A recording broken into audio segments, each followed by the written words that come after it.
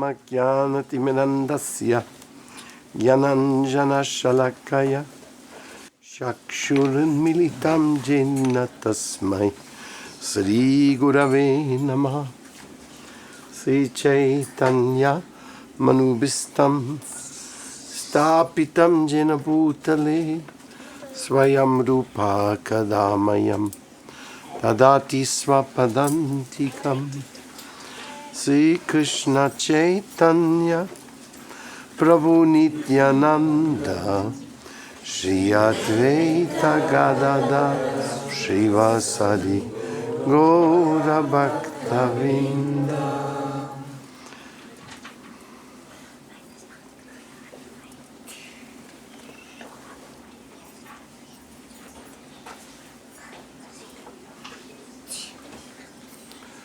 Down the river Ganges,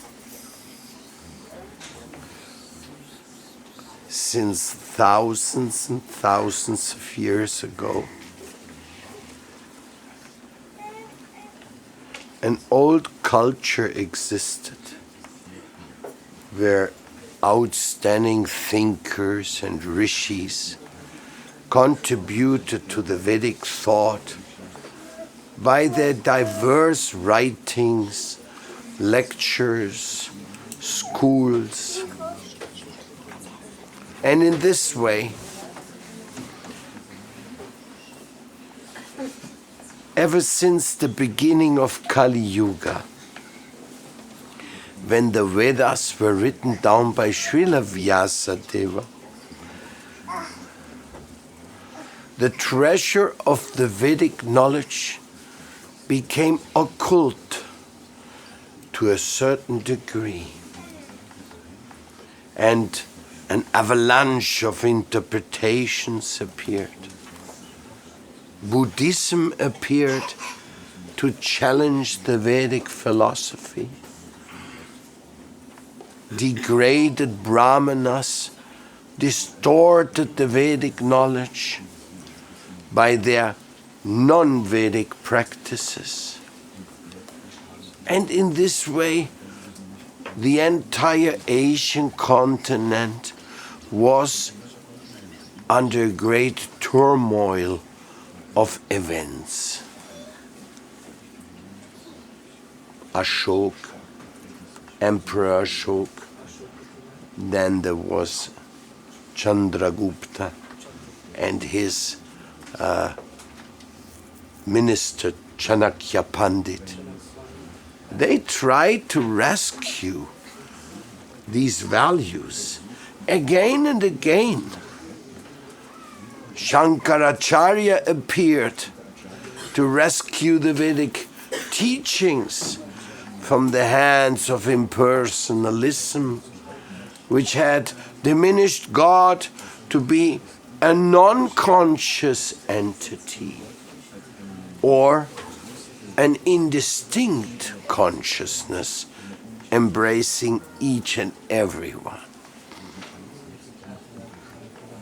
After Shankaracharya appeared Ramanujacharya, Madhvacharya, Nimbarkacharya, and Vishnu Swami. All of them, which are now known as the four Sampradaya Acharyas of India, counteracted this to show Vedic knowledge is the prime contribution to the intellectual, spiritual development of mankind. Many countries in the world were nature worshippers, and so were the followers of the Vedas. They worshipped nature profoundly. As a matter of fact, there's a joke in India that in China they eat everything, and in India they worship everything. That was a joke they tell. So in India we worship the trees, the bushes, the stones. We worship the mountains, we worship the rivers, we worship the food we worship the deities, we worship, it's so happy worship everywhere. And this worship is not, as some people may speculate, that this worship is indicative of some kind of monism, of panchopashana, or what they call in German Vielgötterei. That they worship so many gods. What a strange country, so many gods. And then the story starts wheeling in the minds of people. So many gods. Maybe there's no God. Maybe everyone is God. So it been quite an entertaining variety of versions and and interpretations circulating around. Actually, according to the Vedic scriptures, you can detect personality behind everything. Every movement is indicative of the presence of an entity. Rivers move, mountains move, planets move. So they also have living entities who are the driving forces of life behind it. Like Bhumi is a driving force of Mother Earth, Surya is a driving force of the sun, Chandra is a driving force of the moon. So everywhere there are driving forces, there are supreme conscious beings, which sometimes they're visible and sometimes they're not visible. Just like in your body, you can't see the soul, but the soul is noticeably present. But you can't see it, you can't pinch it. Because the soul is of a different hierarchy. The soul altogether belongs to a superior dimension. And therefore, if you accept the presence of the soul in your body, then what's the difficulty of accepting the soul behind the creation? Being the creation also a big body, no? Of course, it's so big that it becomes very difficult to imagine how this could work. You say, wow, the soul of the universe, the super soul, the Paramapurusha, the Paramgatim. How, when, where will all of this be able to manifest? Then the philosophers would come up with the idea of Advaita. Advaita is covered Buddhism. Actually, Buddhism is not something you can delineate very easily because there are many kinds of Buddhism. There's some Buddhism which are very personal, where Lord Buddha is worshipped as God, period. And if you chant his name at the moment of death, you'll be taken to Nirvana. And Nirvana doesn't mean that there's nothing, it just means there's nothing material. So, in that sense, Buddhism is not some one straight, clear understanding of philosophy. There's many interpretations. But there are certainly some who deny the supreme personality of Godhead in the name of Buddhism. They say there is nobody supreme in charge, knowing everyone and knowing everything. So, rather, there is only one substance. Like, take Buddhism, for example. It's a bit of a joke I'm making, you know. According to some Buddhist saying, a Buddhist, he will not accept liberation in nirvana as long as there is any soul in this world still conditioned. That would make nirvana truly nirvana, empty. Because no Buddhist would ever be going to nirvana because there's so many conditioned souls still in the world.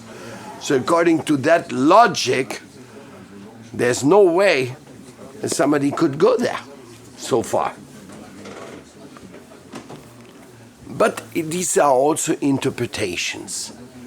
Now, when Shankaracharya came to explain Advaitavad, which was a kind of a covert Buddhism, he said that we are all one spirit. Some of us are covered by Maya, and some of us are liberated from Maya. When we are liberated from Maya, we are all joining the one spirit of Brahman. And when we are covered by Maya, we think that we are individuals. And we follow, oh, I, me, mine. I want to be happy. I want to do this. I want to do that. But there's no way any one of us is going to be happy individually. We can only be happy when we give up our individuality and become part of this one homogenic concept of the one consciousness or the non-conscious. Nirvana is often interpreted as a non-consciousness, whereas Shankaracharya, he would rather point it out to be the omniconscious, that we are conscious of everything, but only one unit conscious. In other words, in Brahman, you give up your individuality. You cease to exist. No more need of a passport. No more need of a body. No more need of an own ego. Why? Now you're part of the cosmic Brahman. Nice, huh? Finished all the problems. No more taxes, no more struggle, no more jealousness, no more nothing. So people are very much inclined towards this liberation because they have been so frightened with their frustrated experiences in this material world. So, in this way, Advaitavad gave a proposition of this omniconscious, omni-energetic Aham Brahmasmi, where we are all particles of this cosmic power. And this cosmic power is sustaining matter and is sustaining our consciousness and is sustaining our eternal existence. It's like a Brahman. Brahman is like an idea, an underlying power which just allows, and then people ask them why some people are conditioned. And then they said, this is the Leela, the pastime of the Brahman. That some people come to exist and think that they have an independent existence of the Brahman. But once they are liberated from that independent notion, once they come to accept that they are part of the sum total of everything, they give up that individual separate existence, they give up this notion of oneness, of separateness, and they will just embrace and merge into this oneness where there is no more conflicts, no more difficulties of any kind, just simply a world of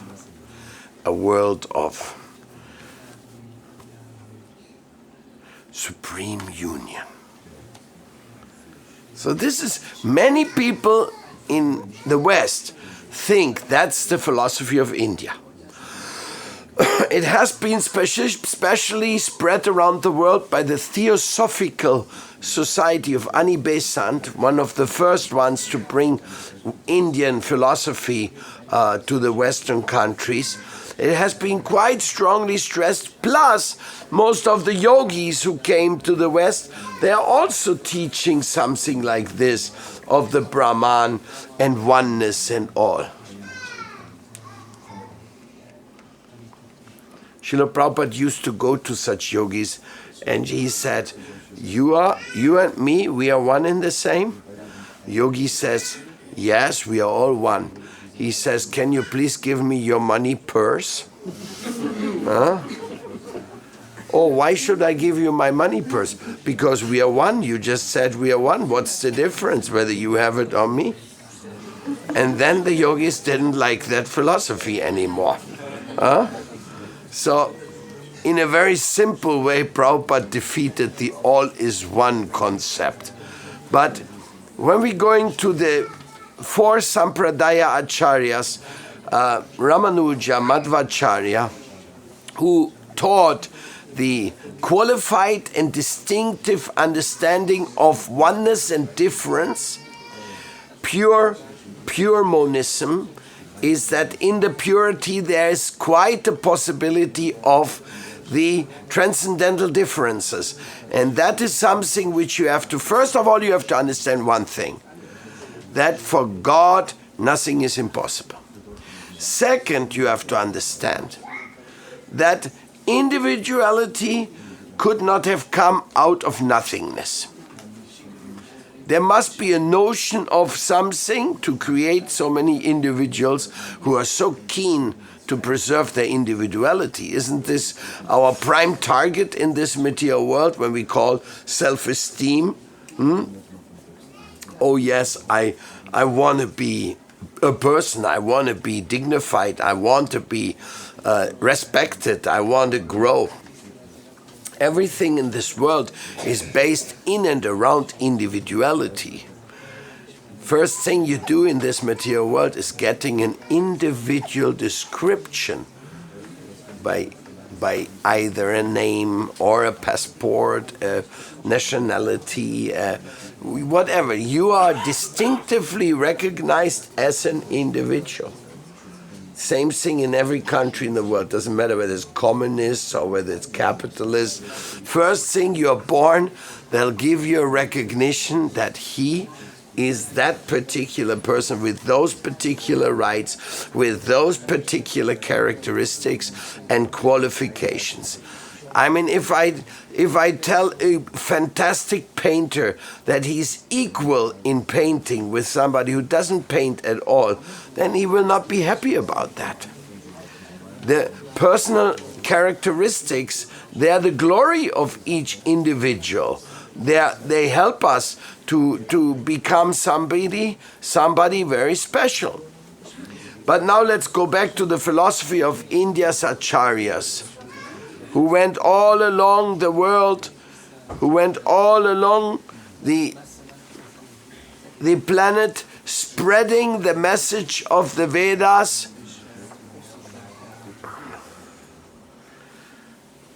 especially in the last 100 years, and growing today, where the message of the Ganges and the Saraswati and the Yamuna River and the Kaveri is being taken around the world for total comprehension of what is the meaning of life. And we have to give it some thought. If we want to understand that philosophy without any personal effort, then we will fail. This is a high philosophy, even though the end of it, the paramgatim of this philosophy, is only to understand what is love. So some people, they approach the fast. Some people want to go up the staircase, step by step, understand every nitty-gritty. And some people, they just take the lift and they go up to the top of the building by the help of an elevator. So bhakti definitely is an elevator. It takes you straight to the essence of highest love. Highest love means loving God, and loving God means loving everyone. And loving everyone means to understand everybody is a part of God, but everybody has an individual choice whether he wants to be with God or not, whether he wants to serve God or not, whether he wants to participate in the pastimes of God's invitations, or he wants to be part of the variety of these material pleasures in this material world. So Srila Ramanujacharya, one of the oldest acharyas, he taught this wonderful understanding of Vishishtatveda.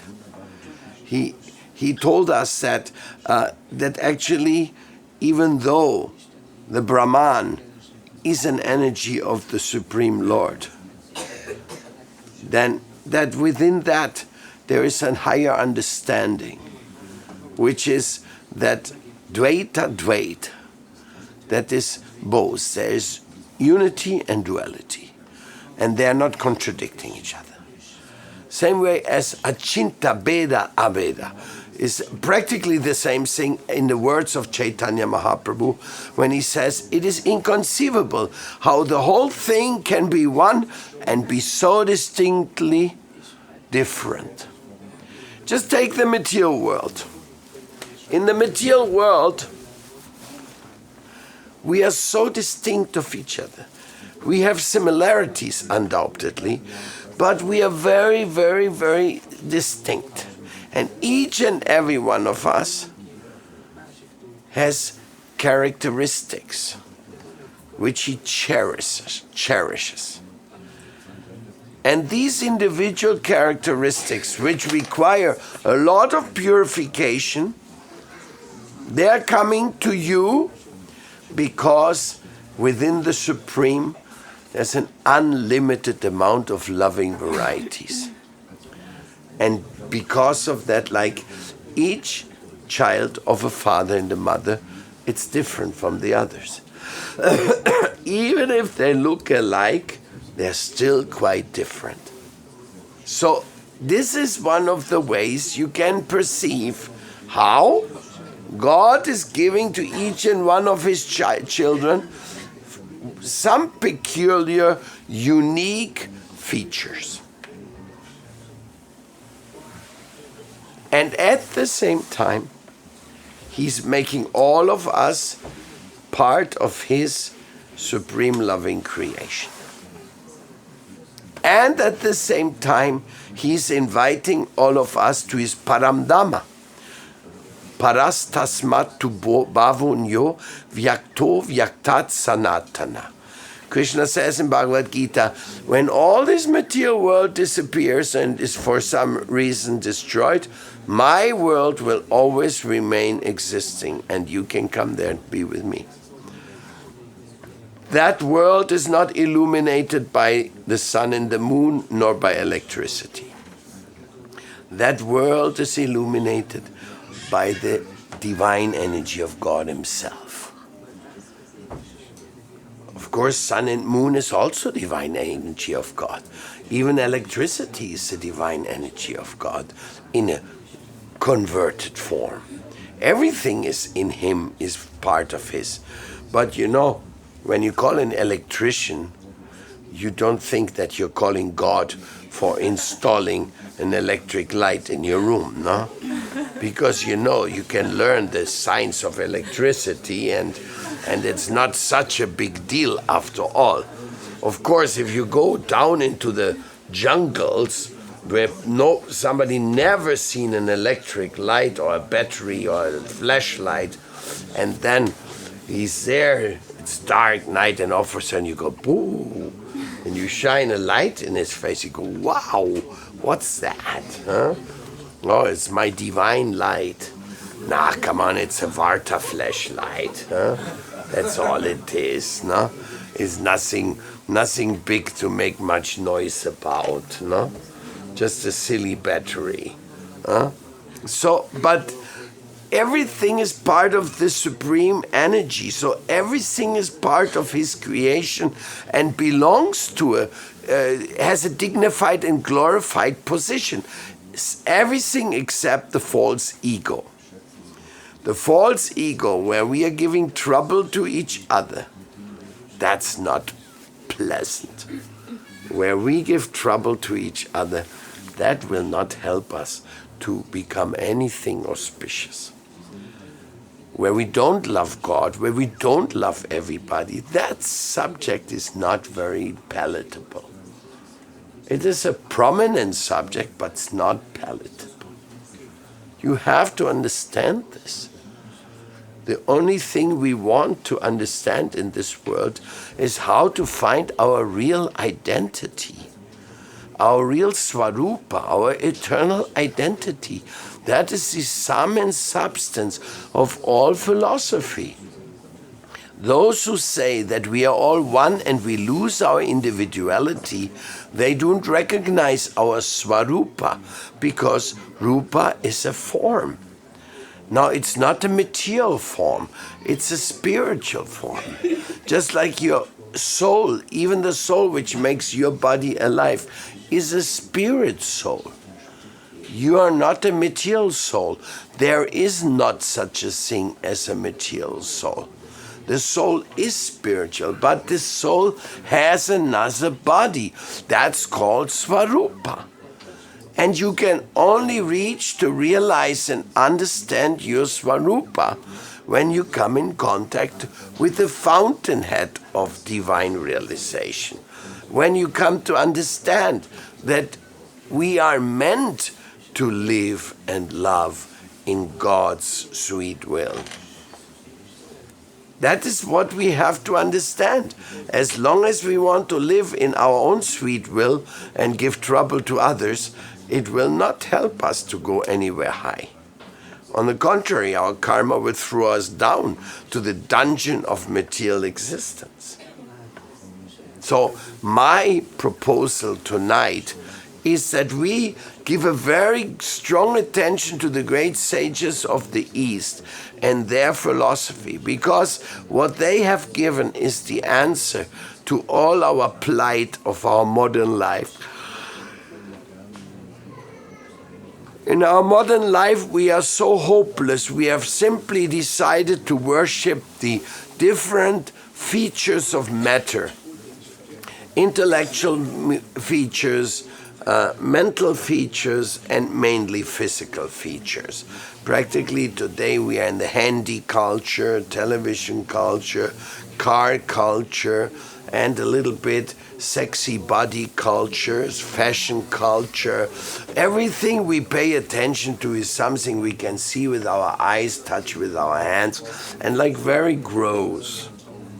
Intellectual progress is not given much attention nowadays.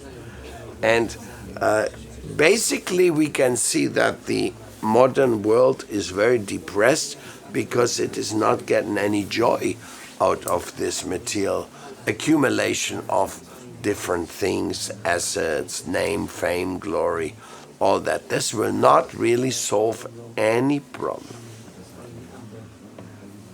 So where are we going to go? What's the solution?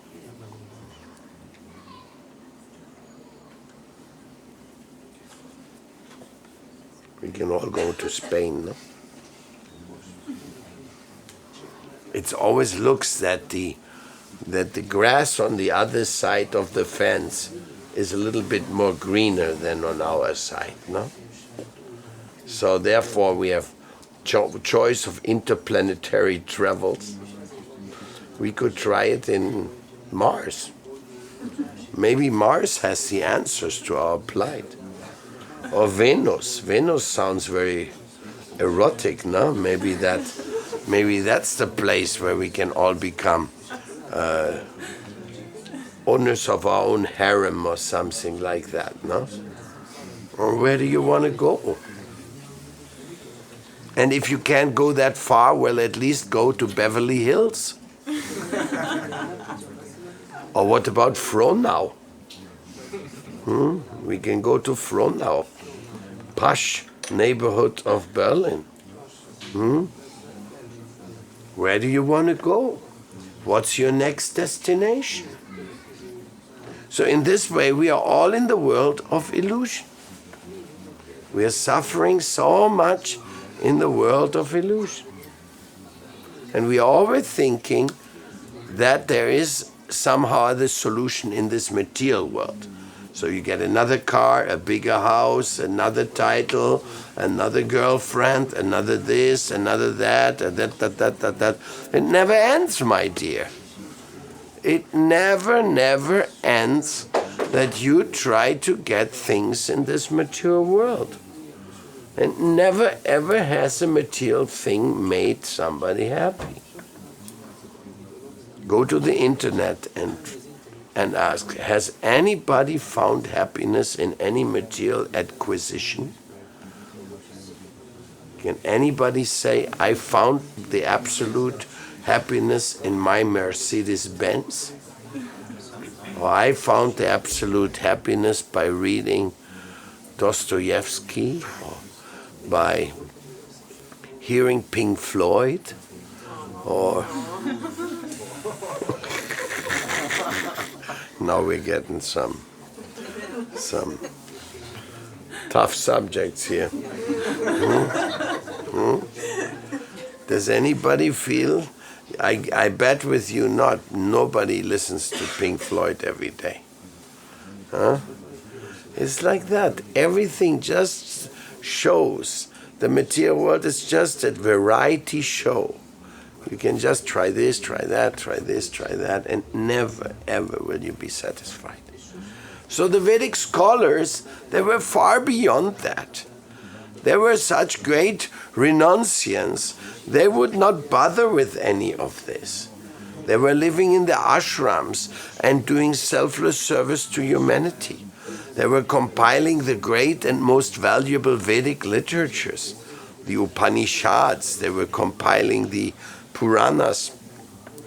They were compiling the testimonies of the Vedic knowledge, and they were teaching to their students. Practically speaking, the Vedic tradition was that there was a school in every village. And the local Brahmins, it was their duty to train up the youngsters in the Vedic culture. And in this way, they preserved such a great treasure. Such a great treasure. And what 1,000 years of Muslims could not do to India. And what almost 300 years of Britishers could not do to India. That's done to India nowadays by television and by advertising of material sense gratification. Westernization. Now even in India, many people have stopped to believe in the rishis. Many people have ignored the treasures of their past. So this is a very good moment. Why do I say that? Because it's the age of Kali Yuga, and now we have to find the essence without any pride. Even India has to nowadays understand that the only thing important in this world is personal realization, and that is not coming from birth. It's not a birthright. It never was, by the way, but you should remember that again and again, that spiritual life is a question of realization and not birthrights. You don't become a Brahmin by being born in a Brahmin family. You don't become a pure devotee by being a son of a pure devotee. Everything in this world is just a gift, a special gift. And that gift is a gift by the supreme giver and fountainhead of all. You see, you have to give up your envy if you want to understand that we all come from a supreme fountainhead. That supreme fountainhead, that is what we are cherishing, and that is what has been described. Om Namo Bhagavate Vasudevaya. This is the mantra which invokes the presence of the supreme lover of humanity and all living entity. There is a clear idea that God knows what is love. You cannot love anybody if you don't have distinct individualities. The very word love would have no meaning if there's no eternal individual existence. It would be a fantasy word. You could say if there's no eternal individuality, then the biggest illusion, the biggest word of the material existence is called love. And it's the opposite. It's the solution to our material existence and ignorance. Love is the solution. And love is the message of the Vedas in all its profundity. Love, unlimited love. Love which is available to all. Therefore, the Vishnu Swami, Nimbarka Swami, they are all the teachers of love. They have spoken about love, bhakti, for the Supreme Lord. Ramanujacharya, a great lover of God. Madhvacharya, a great lover of God. Vishnu Swami, a great lover of God. Nimbarka Swami, a great lover of Radha Krishna. Everybody in this sampradaya is talking about love of God.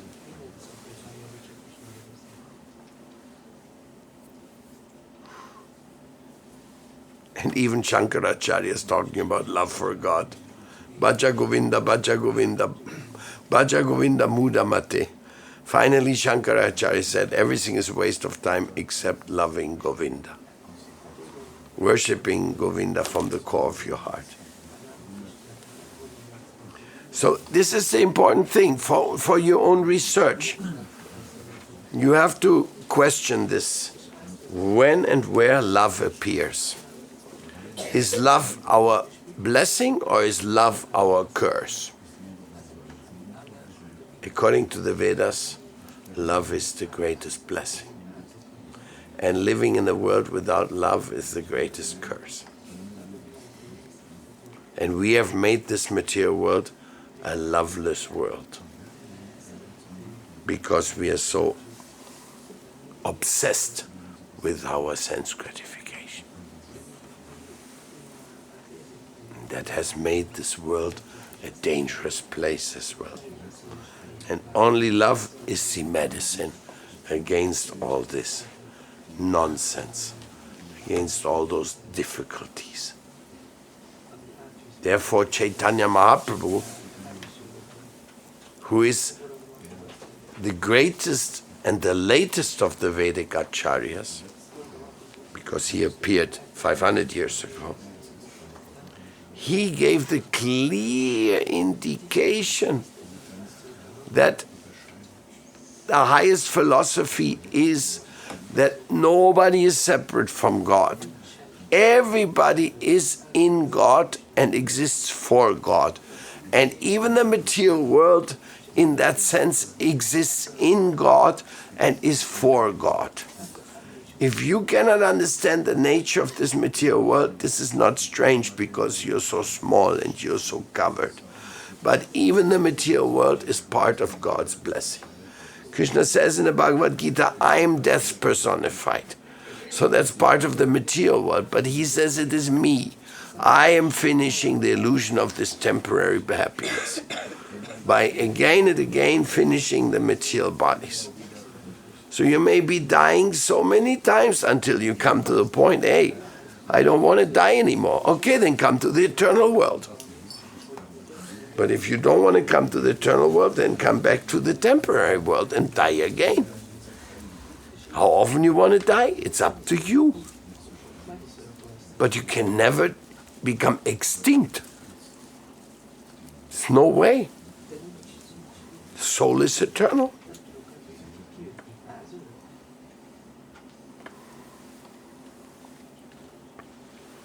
By the way, I want to invite you for something very special. This is all the preachers and all the devotees who are here on this Mela. They have a special invitation tomorrow by Lakshmi to assist a workshop of awakening love and faith and gratefulness through smile and a deeper spiritual vision of life. That workshop is from 1 to 5 tomorrow. Lakshmi has studied that and She will connect it with our Oida therapy ideas. And this will be tomorrow from 1 to 5. So if somebody's interested participating in that, then he has to inscribe himself tonight with Shanket.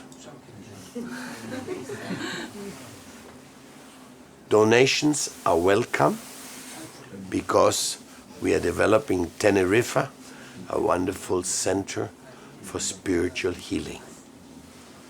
So Shanket is the person to register, and nobody can come 1 minute late and cannot leave in the middle of the program. If you are there, you have to be there. We don't want any disturbance. It's going to be a very serious seminar. Not, let me check it out a little bit. Nobody will be allowed entry if he comes late.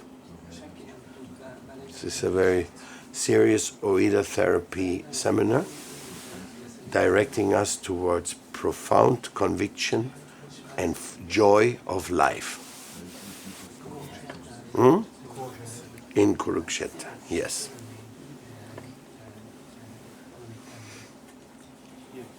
Exactly where in the yoga room? Yes. So this is just a few thoughts I wanted to share with you tonight, because what comes from India is the saving grace for the world. But today, you have to develop it by your own love and your own surrender to the truth. It is not anymore confined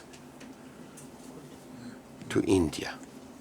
Chaitanya Mahaprabhu opened the message of India's greatest gift of love to the whole world.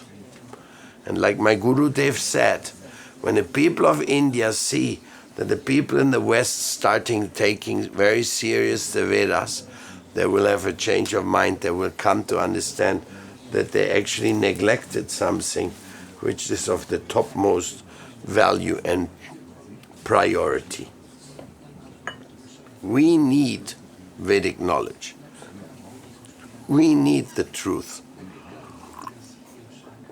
We need the understanding of what the law means and what's the benefit of following the law. And we need love, which helps us to realize all these things.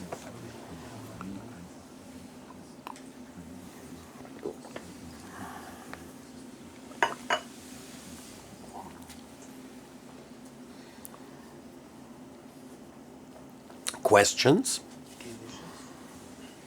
Time for your questions. So it was nice. Radha Krishna went to this Mela, to this wonderful program we had in Neuss Summit, but it's also nice to see them back in their temple here.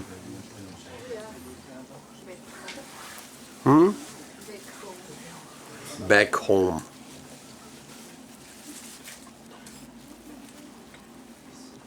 No questions? You? Go ahead. Material is the essence of love. Material is also a sense of love. So if you do have something like this cup, so you will not love it maybe, but it is the essence of love also. Someone made it by heart, and so okay, it's not good to hang my heart on this cup, but it is also a symbol for love. So this is a mix. For me, material things sometimes very nice expression of love also.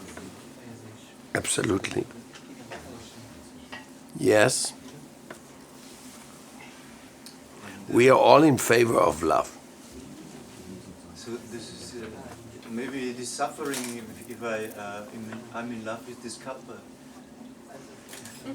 Well, you will suffer when I break it. I could suffer. If you love it. I could be free also from this, but at the moment before I could have a deep relationship.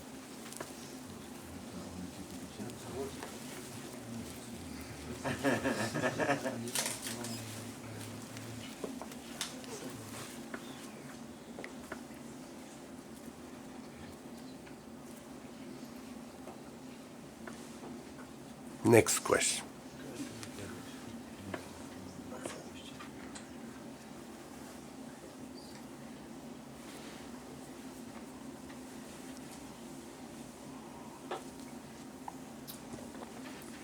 By the way, we're going to invite you all for some prasadam tonight, some food offered to Krishna. And thank you so much for coming here and meeting you again. And hope we're going to go on and making very beautiful things for Lord Krishna. Because that's what makes this human life worth living. Thank you. All glories to Srila Prabhupada. Prasadam is upstairs.